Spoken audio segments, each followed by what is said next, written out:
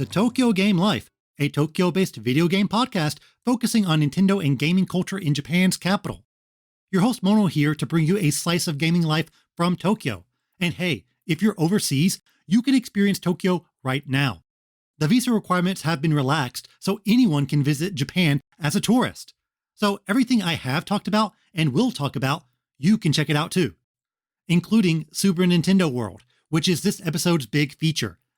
I talk with Kansai resident KyotoGamer about the Mario-themed amusement park within Universal Studios Japan. We chat about how Nintendo brought Mario to life and some tips so you can get the most out of your visit. In the games, I chat about the Japan-only Custom Robo V2 for N64 and also give my final thoughts on Tunic. Plus, in the news, I'll be talking about new Pokemon, questionable Mario voices, and everything else. Let's jump right into the feature on Super Nintendo World with KyotoGamer.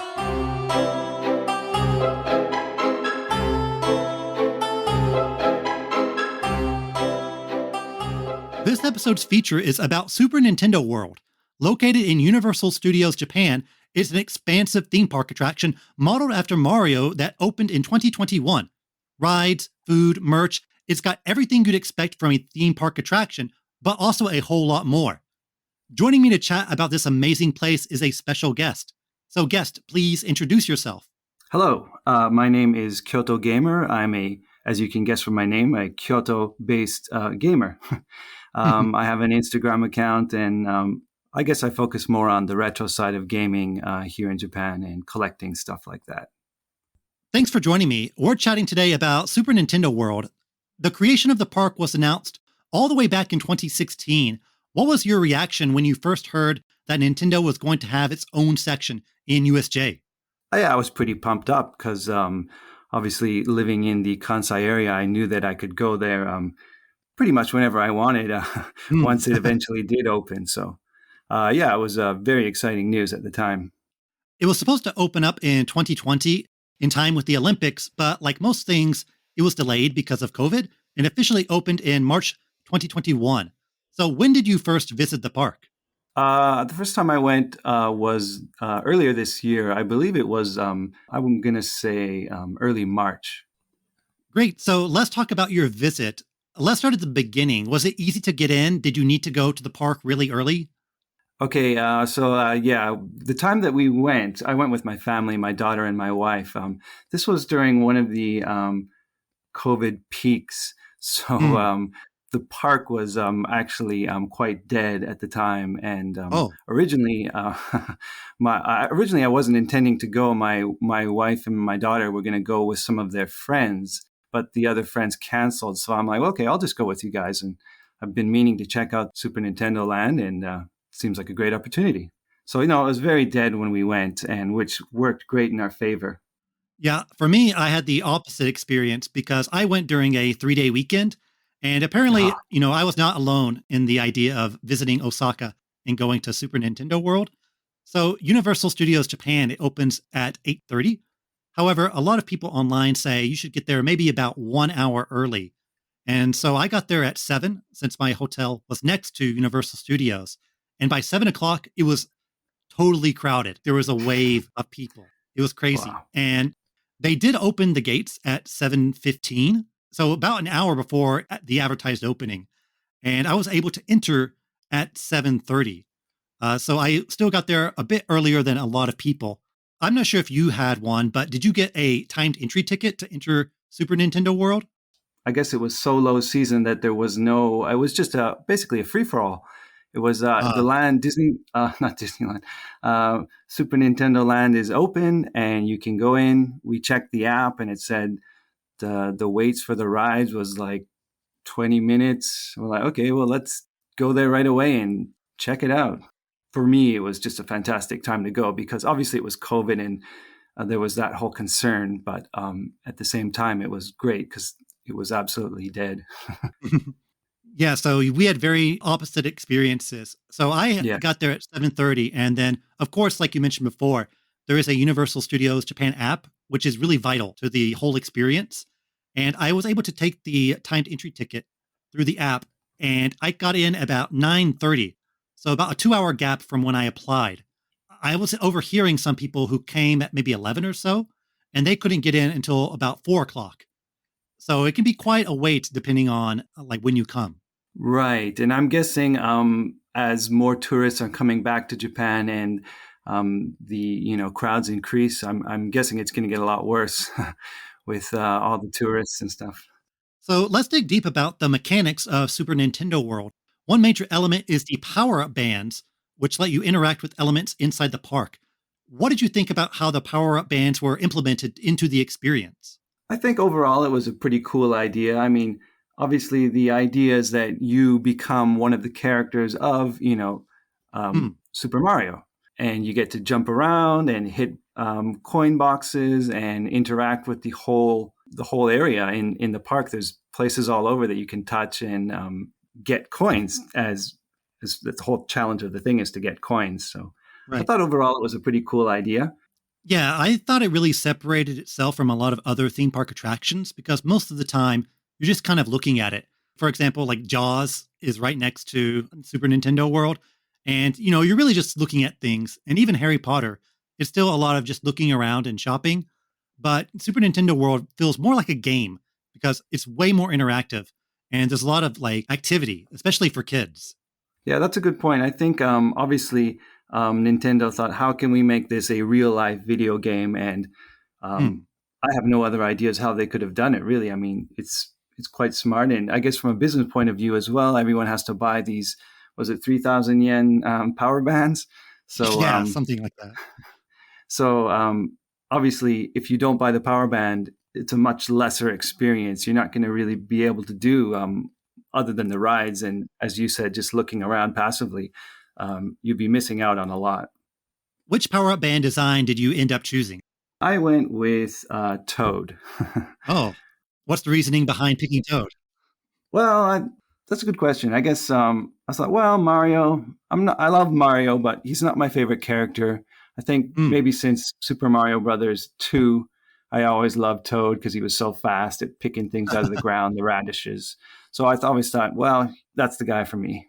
Yeah, I was a bit boring. I just picked the Mario design, but I was expecting, most people to pick Mario, but a lot of people had, all the characters well represented throughout the park. Yes, I would wonder. I'd like to see the stats on that. Which one was the least popular? Maybe Daisy. I don't know. Which one is the most popular? And I would say when you look around at other people in that part of USJ, I would say 90% of the people had the power bands on. I think. Right. So there's a lot of different power up band activities, like just hitting blocks, but there are also 5 where you need to get the key coins to eventually fight Bowser Jr. So what did you think about these key coin challenges?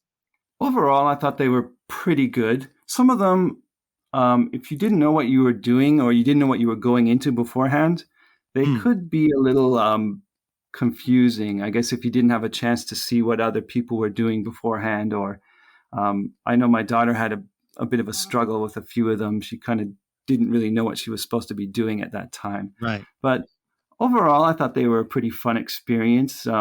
Again, it's with touch screens and stuff. There's a lot of hands-on.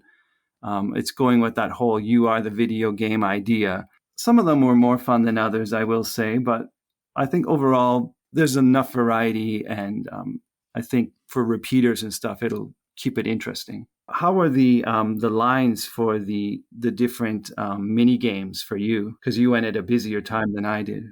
Right. It was quite crowded. So I want to say just for one mini game, it was about a 30-minute wait. Um, Wow. there are some other like the non-key coin challenges. For example, the slot machine where you hit like the different cubes that spin around the different like power-ups, and you're trying to, of course, get all the same one. That wait was about 15 minutes. But that again is not really correlating to the key coin challenges. So you can Right. get into those pretty quickly. But for each key coin challenge, I did a few of them, and yeah, it took about 30 minutes for each one. So if it's a really crowded day, you really have to kind of plan out what you want to do. Yeah, I think for us, it was probably some of them, it seemed like just 5 minutes or so we were waiting, and then bam, we were doing the next one and then the next one. So we finished everything,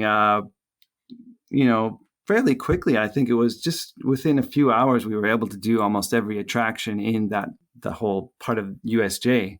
And Hmm. I guess, as I said, it was a very quiet time being winter, and as well with COVID being a lot of cases at that time. So My favorite power-up activity was probably the Bob-omb one, where you kind of go underground and the blocks turn blue and purple, like in World 1, 2 of Super Mario Brothers. It also kind of shrinks you down because the blocks suddenly get much, much bigger. And there's like a huge question mark block as well. And the Bob-omb in the back is really huge. And this is another like touchscreen activity where there's different walls and you're on a team and everyone needs to touch the correct touch screen to collect the parts of the key coin. And then they all go to the middle, and then you all team up together to kind of move it like a puzzle and make a key coin. And then if you succeed before Bob-omb explodes, you get the key coin. Was there any specific key coin challenge that really stood out to you? I think a lot of the mini games were sort of catered towards smaller children. I want to say, for example, there's one where you crank a crank and the Goomba. You have to get the Goomba off the kind of spinning wheel type thing. The one with basically like a timer thing. You have to hit all the different timers and to the clocks. They were clocks. You had to hit the different clocks and get a certain amount before the time ran out. As for a specific one that I really liked, I can't pick one in particular, but I guess I like the whole aspect. If you're going with a group of people, it might be great that you get to do these things together. Like there's one where you have pieces of a key and on the screen you have to it's like a puzzle. You have to put the puzzle together. So I thought that one was quite fun. Doing it with my family, I thought that was pretty cool. What are your thoughts on the Super Nintendo World section in the Universal Studios Japan app, where it keeps all your data? I thought it was quite straightforward and easy to use, and it's necessary with the power bands to keep track of everything, the coins and everything. Overall, it was very well planned out, and I thought overall, yeah, it was a good experience using the app with the power band and everything all together. It seemed very well planned out and easy to do. Yeah, and it also has a map because sometimes it can be a bit vague, like where is the interactivity sections, because it is quite dense and there's a lot of things hidden in other parts. So it can be confusing. And they also have like a ranking section for daily, and they also have an all-time ranking section for the coins. Do you want to take a guess on how many coins the number one person in the world has collected? Oh, God. I'm going to say 10,000. I have no idea. It is 9,999,999. So they've really broken the scoreboard there. Wow. I will say that I did notice as we were doing some of the mini games, there were some, shall we say, fanatics there. And one particular activity, this gentleman seemed to be very upset when the children he was playing with basically lost the game. And you could tell he was very, peeved that he had to do it again because he'd lost. And so there are some things like that where you must sort of interact with other people, and depending who you're working with, if you go alone, you might be with some families or individuals. It all depends. So there's that to consider as well. Yeah, it is kind of interesting that you can technically kind of fail these mini games. Yeah. So do you think that's kind of a good idea, or would you rather have it like, oh, everyone is guaranteed to win no matter what? I suppose it depends how busy the park is. If you've been waiting 40 minutes to do this mini game and you failed by, the skin of your teeth, and then you've got to wait another 40 minutes to do it again, I could see that being very frustrating. But if it's a quiet day like the day that I went, where you could sort of just keep doing things after waiting 5 more minutes or 10 minutes, it wouldn't be a big problem. Right. And I think Super Nintendo World in general kind of wants you to visit it again because it keeps all your stats. And, there's a lot to do. So it's really hard to kind of 100% everything unless it's unless it's a not busy day. Exactly. A lot of people buy season passes and people want to go again. If you could do everything 100%, get that platinum trophy, so to speak, the first time you visit within a few hours, then I guess, yeah, why would you want to go back if you completed it all? But so, yeah, that's a good point. Definitely, they want you to come back and improve your scores and do all that, just like a regular video game. The biggest attraction, of course, is Mario Kart. What were your thoughts on how they translated Mario Kart into real life? First of all, I want to say that they did an amazing job on Koopa's castle there. It was fantastic. That was probably my favorite part of the whole Nintendo Land. It just looked amazing. And as I said, it was so quiet that there was no line within the castle. So basically, we walked through the whole thing, which in a way was sort of unfortunate because I couldn't really stop so much to, take pictures or look around because there were people behind me who were, I had to, oh, go ahead, please go ahead as I stop and take more pictures. And so I felt I was sort of bothering people by stopping and looking and, trying to take it all in where other people were just there to get on the ride as soon as possible. But visually, it's just amazing what they've done with the whole setup as you walk through and you go through all the different areas. It's just the attention to detail is just top notch. As for the ride itself, I thought it was a pretty fun ride. I guess they call it what is it, an augmented reality Yeah. sort of thing. And I would have liked a little more speed with it, but I understand that it's for families and small children as well. So they're not going to make it a faster ride. So the actual the game of shooting the shells and hitting all the different Koopa kids and stuff like that, I thought it was a pretty fun experience. I asked my daughter what she thought about it. She's 8 years old, so I said, "What did you think about it?" She said she had fun with it, shooting the shells and trying to get a high score. She did complain about the not being able to see well through the visor at times. Maybe from her small head or something. I don't know.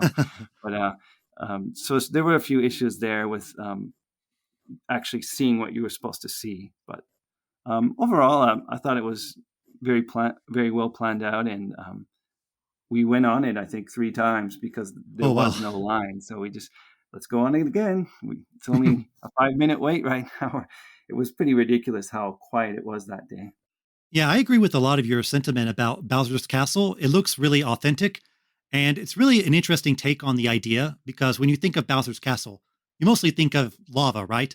But unfortunately, they couldn't import any lava into Universal Studios, so they went for more of like a grimy kind of factory theme, which is really kind of cool and appropriate for Mario Kart. They had the barrels of the Bowser oil and things like that. Oh, yeah. And that was quite good.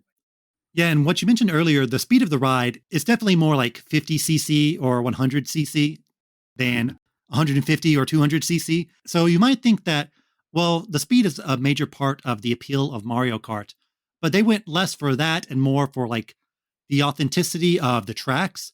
For example, you kind of go through different sections of traditional classic Mario Kart tracks. Like you have like Mario Circuit, and you have one when you're in the air. So you have a bit of glider action as well. And of course, Rainbow Road at the end. And there's also a good mix of the AR where you can see the other racers, but also real statues, I suppose, of other different Mario enemies. Like Chain Chomp is there, and like the windy guy from 3D World, whose name I forget, but he blows wind at you. It is kind of darker than, a typical Mario Kart track. It needs to be dark for the AR to work properly. So that's kind of an interesting kind of take on it. But I think it was a very authentic Mario Kart experience. Like you get the best and greatest hits, and you get a lot of items to shoot out. And like the other power band sections of the map or of the theme park, it really does feel like a game opposed to something passive. So I thought it was a really great experience overall. Yeah, as you said, I think there's something for the casual. Let's say they're not a gamer; they just went to see a Mario attraction and try a ride, and for them, it's fun shooting the shells and stuff. But for the more of the Nintendo fan who knows all the characters, and you can see a lot of stuff from the game, as you've just mentioned. And I think there's sort of different levels of enjoyment that can be had depending how into Nintendo you are. Did you try out the Yoshi's Adventure Ride?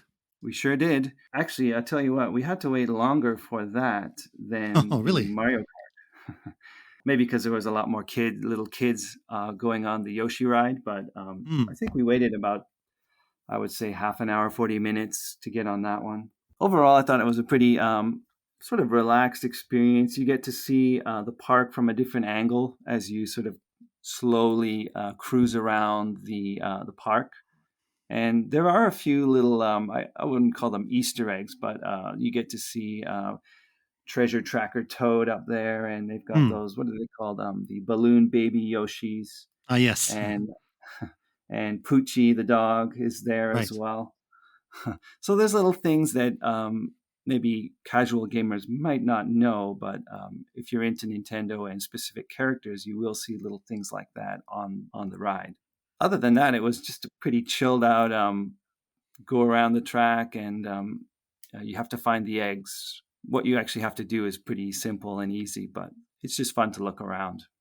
Yeah, I was a bit time constrained, and also there was a lot of people, so I decided to skip it because a lot of my friends said, "Oh, I did it and it wasn't so amazing."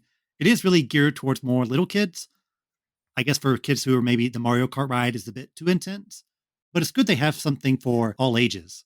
Yeah, I definitely they're going for the smaller children, and as I said, I went with my daughter, and she seemed to enjoy both the Mario Kart since she likes playing Mario Kart, and also with the Yoshi.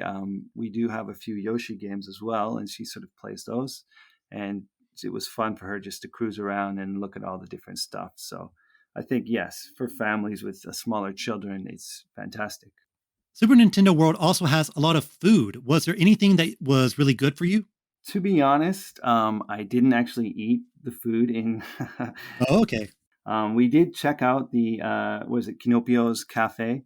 We looked at Yes. the menu, and it was a little busy at the time, so we're like, well, maybe we'll just get some food somewhere else. So to be honest, I can't give a my own personal account of how the food was, but it did look amazing. The detail into each of the food just looked great, but we didn't actually try it. Well, I ate quite a lot, so I guess this is my time to shine and give you a brief menu breakdown of everything I ate. There's, of course, Kinopio's Cafe, which is like a Toad House from the Mario games. And this is the main eating place. Of course, because it was crowded, I needed to get the Seidiken, the timed entry ticket. So Right. at 10:30, I lined up to get the ticket, and they gave me a ticket for 12:30. So you can kind of imagine that type of gap if you're also there on a busy day. And once I got in, it was quite impressive because it looks like a 3D world style Toad House. It has like the two big presents on the top that you pick from in the games. And also at the counter where you order, it has all the power ups like the Tunic leaf and also the small mushroom and the one up mushrooms and a lot of Yoshi eggs. So they look really authentic and really nice.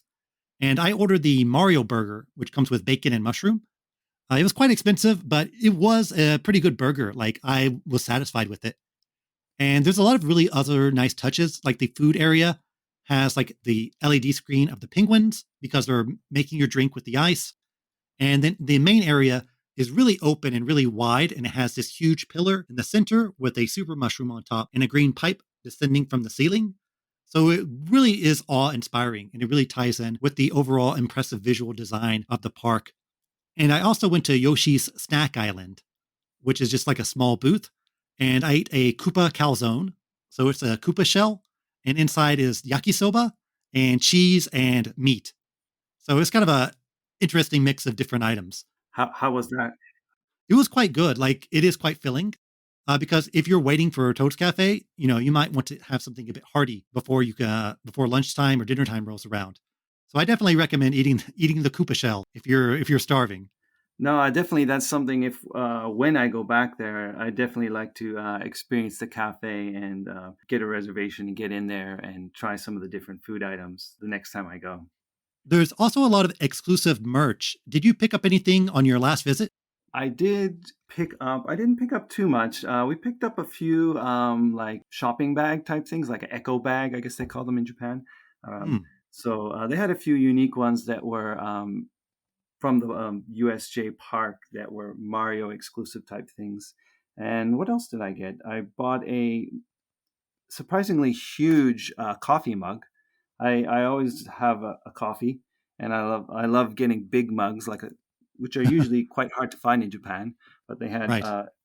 extra large Nintendo Land mugs, which look amazing. So I got one of those. I bought quite a lot. Well, not a lot, but my wallet was definitely emptier than it was when I went in.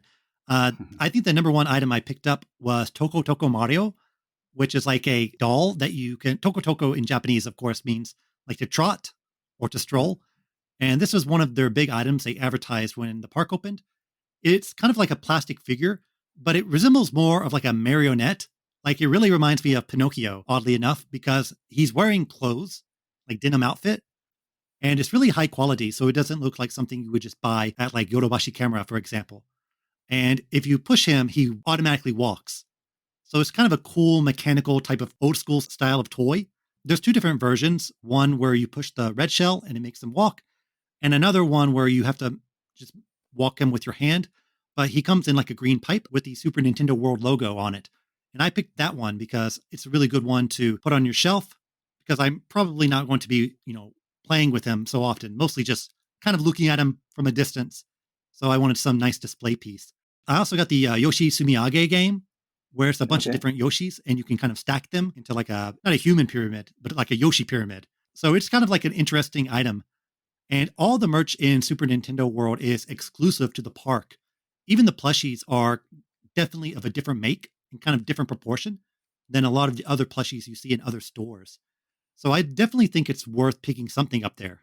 And one thing to point out is they do have some of the Nintendo merch in near the entrance of the park, but it's of limited supply and variety. So if there's something you're looking for specifically in the Nintendo part of the park, I definitely recommend buying it then, because if you look at some of the other shops near the entrance, they have a few Mario items like T-shirts and a few plushies, but not all the exclusive items are there. So just keep that in mind if you are going to go back and look for certain items. Yes, exactly. Some items are purchasable in like the other shops, but I would say there are definitely some exclusive items only in Super Nintendo World. For example, of course, the Power Up Band and all the Chef Kinopio or Chef Toad merchandise, which is he is the main toad inside of Kinopio's cafe. So this is an original character created for the park. So all that is only purchasable inside Super Nintendo World. And there's also something we didn't mention earlier, but when you get out of the Mario Kart ride, there is a Mario Kart themed shop called Mario Motors. And there's a lot of Mario Kart items that you can only buy there. So definitely, if there's something you want to pick up, try to get it before you leave Super Nintendo World. Yes, I really like the at the end of the Mario Kart shop, because they use the old basically all of those the Mario's and the Luigi's that they use are from an old Famicom disc game, the what's it called, 3D Hot Rally. So those are Yes. originally from like a very old game, and I love the way that Nintendo has recycled them, and they're still using them. I think it was in Mario Odyssey as well as a costume, but Mm. just to see them in the park today is, as a Nintendo fan, I like that kind of small details that maybe the average visitor wouldn't know, but me as a Nintendo fan, I noticed it and appreciated it. Yeah, definitely. I think a overall theme of the park is just how much love is poured into it. All the items look so authentic because you kind of think, well, can you really translate like the cartoony aesthetic of Mario into real life? And they really do a perfect job of it. Like even like the coin spinning, something that's really absurd in real life, looks so authentic. So I think overall they couldn't have done a better job with the park. Yes, I would totally agree with you on that point. I think USJ in general, they do a good job of putting out a high quality product. If you go to the Harry Potter area, it looks amazing. If you go to different parts of the park, it all looks great. And obviously, Nintendo as well, they want to put out a high quality product. And joining forces, I think they did an amazing job. And sure, there are little things that maybe we could change here and there, but overall, I think, yeah, it's they did an amazing job. I was really impressed by how sturdy everything is because, of course, kids, they're really just slamming those blocks. So that looks like an accident waiting to happen. But the blocks didn't have any sort of damage on it. So it's definitely pretty sturdy, but also safe enough for kids to, go to town with it. Yeah, just imagine how many times those blocks are smashed every Mm, day. yeah. In 2024, there will be a Donkey Kong themed expansion to the park. What would you like to see from this edition? Well, actually, I do have one of my wife's cousins works at Universal Studios Japan, so Oh, sometimes I do get to hear a little insider information as to, and I did hear about the Donkey Kong Land before it was officially announced. oh, wow. Um, as to the specifics, I don't know too much, but I think there's going to be some sort of mini roller coaster or something like that in that area, which I would very much welcome. Because obviously we've got Mario Kart, but it's not really a roller coaster. So something with a little speed and a bit of a few drops or something. Nothing too crazy, but that would be great for me. Yeah, definitely. I definitely agree with that. Last question. What advice would you give to people who are visiting for the first time? I've got a few things I thought of. First of all, before you go there, download the app, get that all ready as soon as possible. Book the things that you want to do. Keep an eye on wait times through the app. You can see how things are going.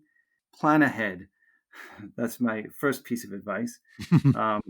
Second thing, if you want to spend a little extra money, they do have express passes, and that might be a good way to go if you have other areas of the park that you are also interested in checking out and you want to do it all in one day. Well, you might want to spend a little extra money and get those express passes. Also, maybe this comes to your experience. I would recommend avoiding long weekends, national holidays, days like that.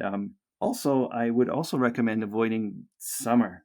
Some of the attractions, the mini games are out in the direct sunlight and involve, physical activity. For example, touching the clocks and turning them off is you're running around for 5 minutes on a 38-degree day. It could be possibly dangerous. So I would avoid the summer season, especially with crowds, and it's probably not ideal for some of the attractions, just in my personal opinion. Definitely. And yeah, I recommend if you get there on a busy day like I did, get there at the park ASAP, maybe before 8:30 for sure. And also if you want to eat lunch or eat dinner at Super Nintendo World, try to get your ticket as soon as possible. Because, if you wait until 12:30 and then you get a ticket for 4 o'clock, well, you're going to be hungry for quite a while. So Kyoto Gamer, I'm really glad I got to chat about this place with you. So where can people find you? Basically, I'm mainly on Instagram, but I'm around. If anyone is coming to Kyoto or they are coming to the Kansai area and they want some advice of where to find games, or if I have time, I can even go out with you on a bit of a game hunt, depending. Just let me know. Send me a message on Instagram and be in touch. Great. And listeners, the links to his Instagram is in the podcast description. Once again, thanks for joining me today. No, thanks for having me. I had a good time.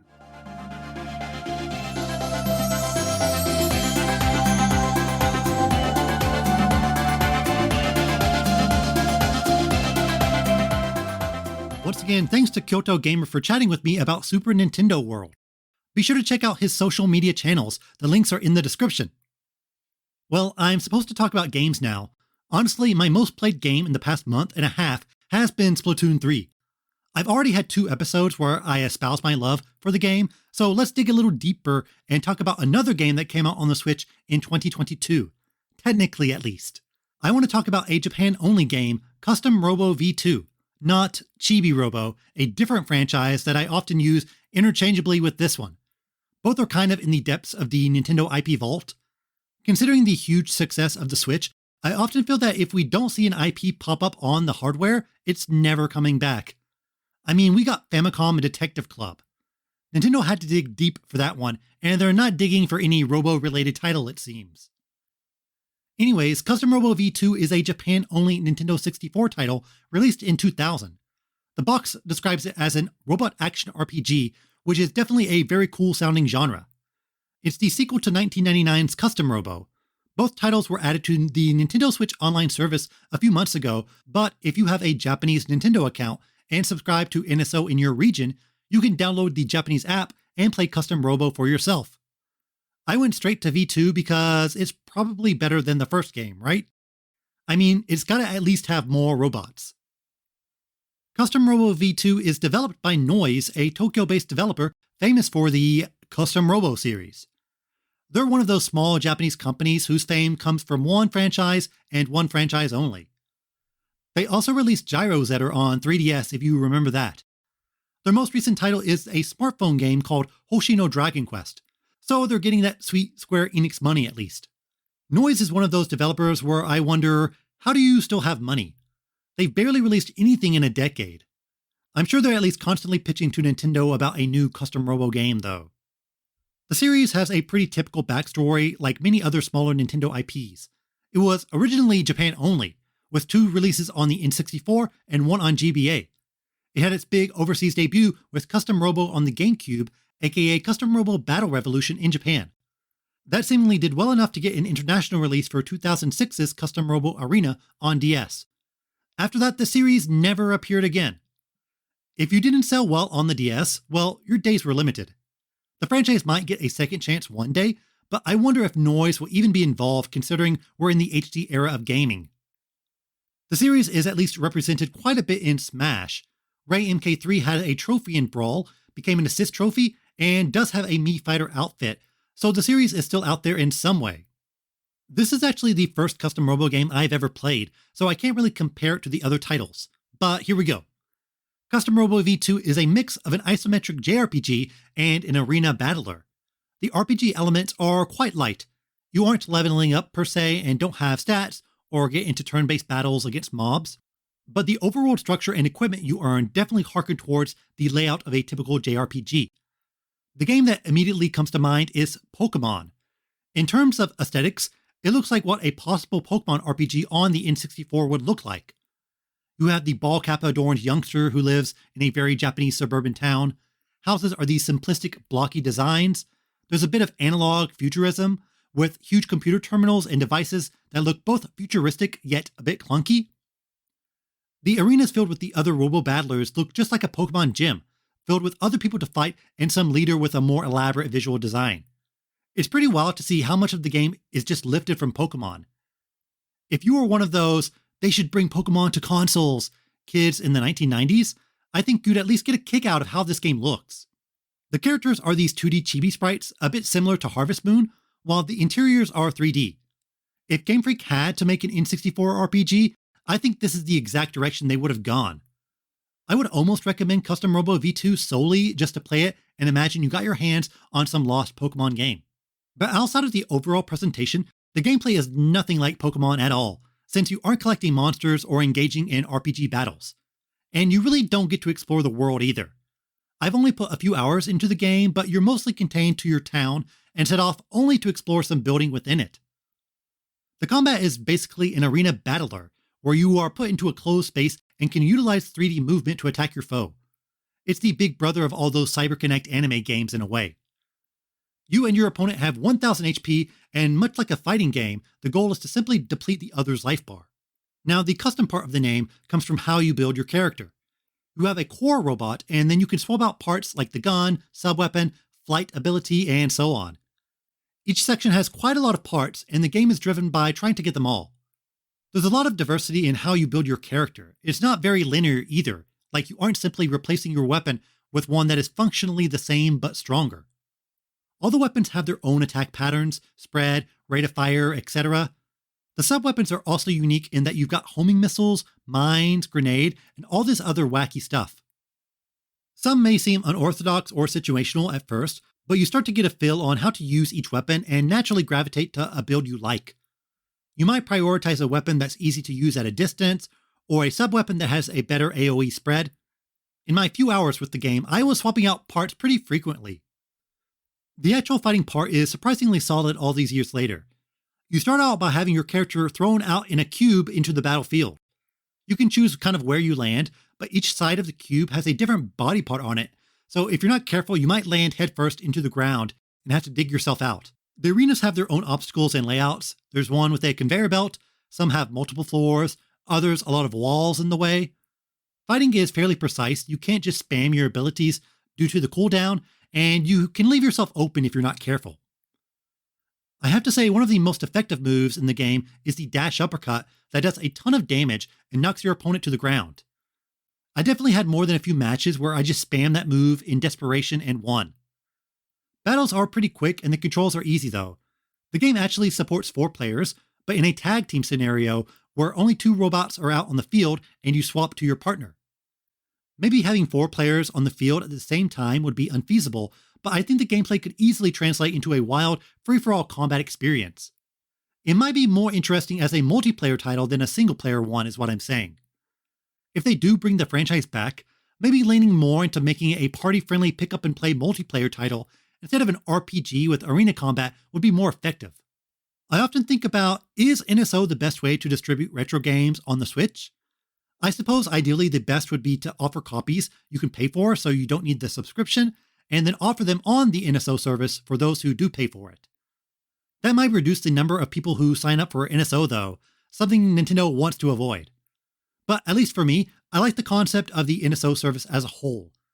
I'm way more willing to try out games that I get for quote-unquote free. Like, if they just put Custom Robo V2 on the eShop for $10, I probably would have skipped it. But hey, it's on this app, might as well play it. The NSO service is so good for trying out games you've missed or titles you're a little curious about but don't want to put in the financial commitment. The game is incredibly text-heavy, so it's hard to recommend to a non-Japanese speaker, but I think you could probably power through to experience the battles with no Japanese. Customizing would just rely truly on blind trial and error, but the actual fighting portion is pretty straightforward. If you're cool with just jamming A to get past the dialogue, there's some fun to be had here. Last episode, I talked about Tunic, a Zelda-inspired title that recently came to Switch. I was about halfway finished, and now I'm done, so hey, final thoughts. No spoilers, but I did get all the pages if that tells you anything. The elevator pitch is that it's an old-school Zelda game, but something more in common with Zelda 1 on NES than Link to the Past.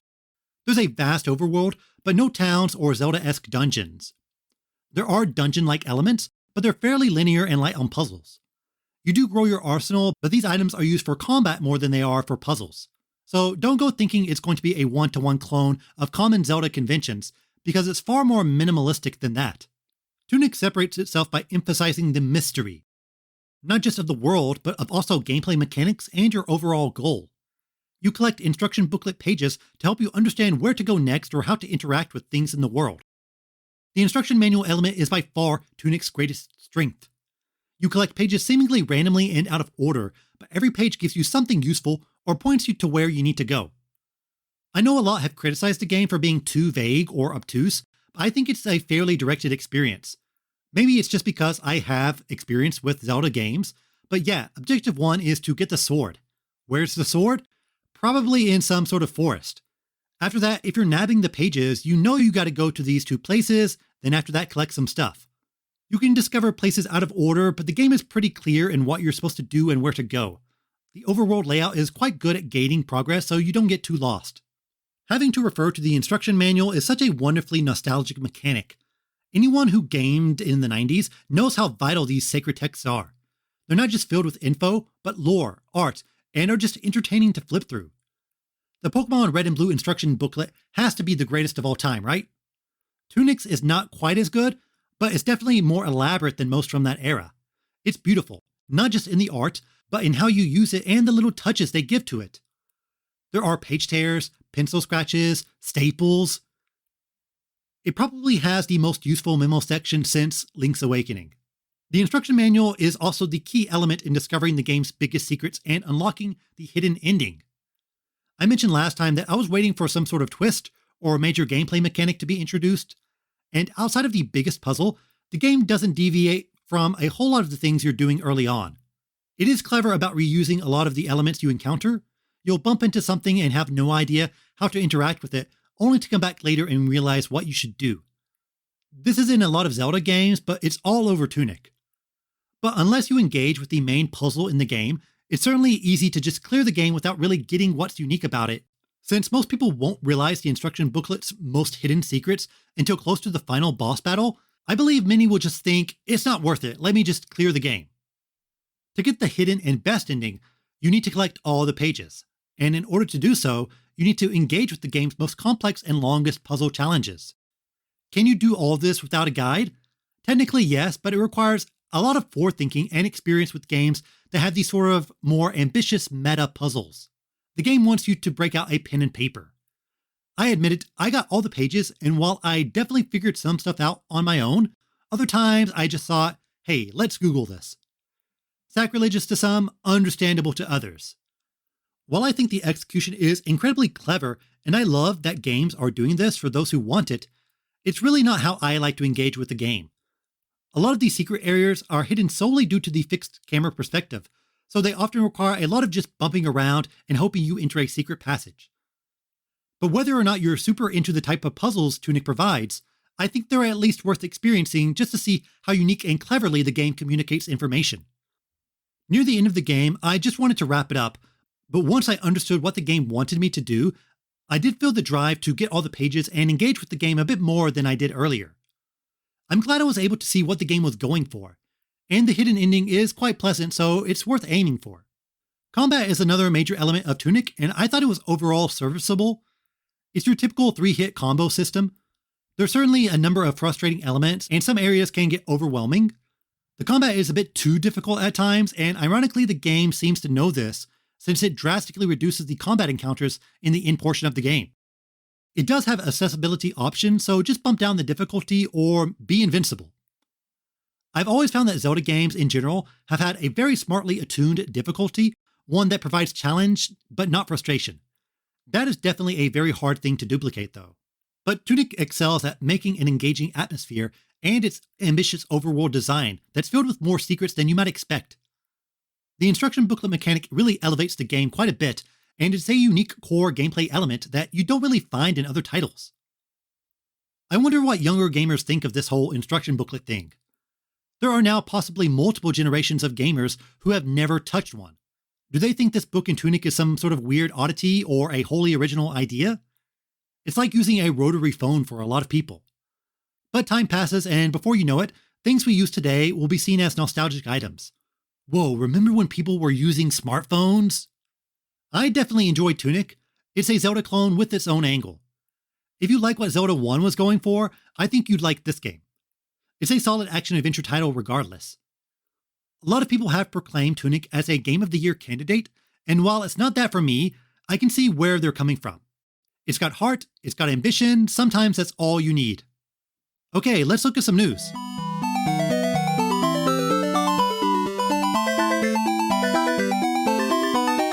Okay, let's take a peek at some news.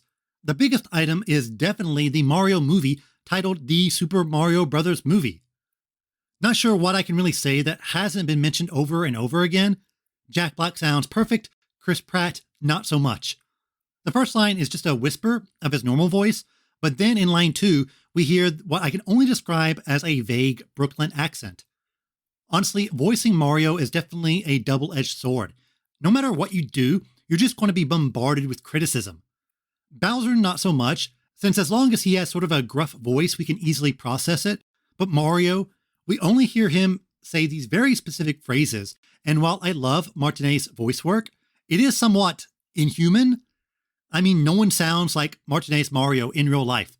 It's an incredibly heightened, cartoonish voice. But this movie is a cartoon, so maybe having that wouldn't be bad at all. Visually, the movie is very impressive. The Mushroom Kingdom looks vibrant, and all the characters are really richly detailed. Everyone looks a bit off, though. I mean, I've seen them in games for hours and hours, so any small detail that's changed immediately sticks out.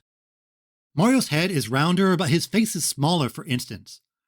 Even something like the M logo on his cap being a bit smaller kind of messes with my perception. And Mario has a collar now? This is a big jump for me. The movie is being created in conjunction with Illumination, known for Minions, Sing, and Secret Life of Pets. I've seen some of their movies, and they're just kind of so-so, but while they are not critically hits, they rake in the bucks at the box office. Nintendo wants to see these zeros. I think the best you could probably hope for is just a fun, watchable film that kids will dig. If Nintendo and Illumination can do that, then it's going to open up a lot more doors for other Nintendo properties to be adapted in the future, something people have been begging for. Splatoon's latest Splatfest was announced. It's Pokemon themed. When choosing your starter, which type do you choose? Grass, fire, or water? A bit more vague than I expected. I thought they would just go with the Scarlet and Violet starters. While the promo pic does have all the other starters, the Gen 9 Mons are the most prominently displayed. This is more confusing for me, who typically always picks grass Pokemon, but I gotta go with Shiver and Team Grass. I'm glad we got another Pokemon Splatfest. The last one between Pokemon Red and Blue was a lot of fun, and people came up with a ton of creative graffiti in the plaza. The Splatfest will run from November 11th to 13th, so conserve your sea snails until then. There's also some collaboration merch in Japan. You can get a special keychain with My Nintendo Platinum points, and if you shop at Pokemon Centers from now until the end of the event, you'll receive a free sticker. Speaking of Splatoon, are we not going to get a Halloween-themed event this year? The ones in Splatoon 2 are great, but October might not have any big event. People have been expecting Big Run, the new Salmon Run event that is supposed to happen once every few months. It would make sense to throw it out there early, but Nintendo could just wait until December for the new season to start and then put out a big update then. I'm still playing a ton of Splatoon, so I'm excited for whatever they show us. Oh, and the amiibo go on sale from November 11th, including 3 cool costumes. And speaking of Pokemon, we've got quite a bit of Pokemon news. There was a 15-minute trailer a few weeks ago. That sounds like a long one, but mostly it just recycled stuff we already knew.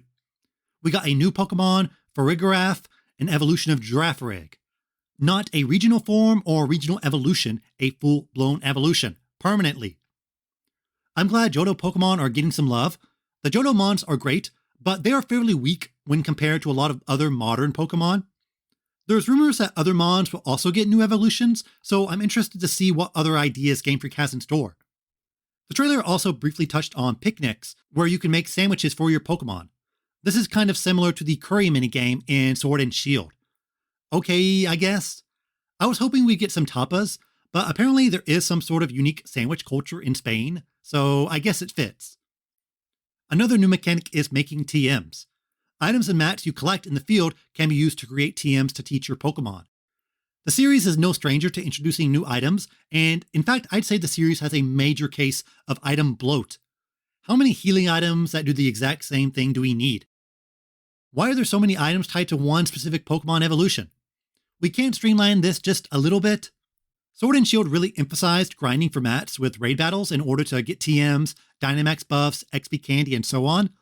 I'm hoping they pull a bit back on that with Scarlet and Violet, but they might be leaning more into the endless journey to get random items. Amusingly, in the English trailer, there were some unannounced Pokemon that were accidentally revealed, including an interesting-looking mouse duo. This seems to be a flub on the Western marketing team's part, but hey, these types of mistakes are always fun. The game is about a month away, and there's still quite a bit we don't know. I don't mind them holding back Pokemon, but I like to see a bit more actual gameplay in terms of how you explore the world and the online features. Download cards are in Japan now, so the marketing is going to ramp up sooner than later. Staying on the Pokemon train, Pokemon cards are going to get more expensive in Japan starting from next year. Boosters are going from 165 yen to 180 yen. The rest are also getting a similar increase, so a bit under a 10% price hike. The Pokemon Company cites logistical challenges, and I can certainly understand that considering how the hobby has exploded, both in the US and Japan during COVID. Though maybe they also just think, hey, let's just jack up the prices to make a bit more money. I've cooled on my Pokemon card buying for now, but there is an awesome dual pack of Charizard and Rayquaza that comes out soon. I'm very tempted to nab it, but realistically, I doubt I would actually use it. Once those Gen 9 cards hit though, I'll grab a few packs. Let's hop off the Pokemon train and land on the Sonic... What's faster than a train? A Shinkansen? The Sonic Shinkansen? Let's go with that. Sonic Frontiers is getting some free Monster Hunter DLC on November 14th. Looks like it might just be a costume or other aesthetic goodies. Sonic's no stranger to crossover DLC. There was a Zelda-themed one with Sonic Lost World, but that was a Wii U exclusive, so we probably won't be seeing any other Nintendo collaborations for this game. But the Capcom door is open, so maybe Sonic can wear Chun-Li's outfit or something. But what if instead you wanted to see Sonic dunk a basketball? You can, because the Japanese Pro Basketball League, B-League, is having a Sonic vs. Pac-Man themed basketball event on October 22nd and 23rd. Sega Sammy owns Sun Rockers Shibuya, and Bandai Namco owns the team Shimane Suzano Magic. And if you attend their games, you can get a special card with official art of Sonic and Pac-Man playing b-ball. The captains of each team will also compete in Puyo Puyo and Taiko no Tatsujin, but no, that doesn't tie in with the actual basketball game. Unlike American sports, a lot of pro leagues in Japan are owned by companies, so their logos are all over the jerseys and all over the name. The Magic actually have Pac-Man on their jerseys, which is pretty sweet. Tokidensho Angel Eyes is now available on Switch and PS4 thanks to Hamster's Arcade Archive series. It's a Japan-only fighting game from Tecmo with an all-female cast. So oddly, it is sort of like the predecessor to Dead or Alive. Another standout element is that the fighters are a mix between hand-drawn pixel animation and 3D models. I like that these more obscure fighters are getting another chance. I mean, the Rumblefish 2 is also coming out this year. I want to check out Angel Eyes for sure, but no promises for now. I have several dozen other ACA games on my wishlist, and for some reason I felt the urge to play the Donkey Kong arcade game recently, so Angel Eyes might need to wait a little bit. Now for the Japanese gaming phrase of the week. This week's phrase is shitai keri. Shitai keri. It literally translates to corpse kick. This refers to attacking your opponent after you've won in a fighting game. Not all fighting games let you do this, but sometimes you can't help but get in a few cheap shots after the bell. Poor taste? Yes. Fun? Also yes. Once again, shitai keri. And the Japanese tweet of the week. I picked one from Pokeyugami. I featured this person before, but they're just that good to be featured again. It's a drawing of Voltorbs based on different Pokeballs. Honestly, I'm not sure why Game Freak has never tried this before. I'd love to see more visual alterations to existing Pokemon. Remember all those cool Magikarp designs in Magikarp Jump? They need to put those into the real games. Anyways, the tweet is in the podcast description, as always. That's all this time. Thanks as always for listening. Be sure to like and subscribe to this podcast on your favorite app. Leave a 5-star review as well. It really helps with visibility. The podcast is also available on YouTube, so like and subscribe there as well. I'm on Twitter, Instagram, and TikTok. Just search for Tokyo Game Life or find the links in the podcast description. If you like the podcast, be sure to share it with your friends and on social media. If there's anything you want me to talk about or cover, don't be shy, just message me on Twitter. The next episode will be on Sunday, November 6th. See you next time. Mata ne!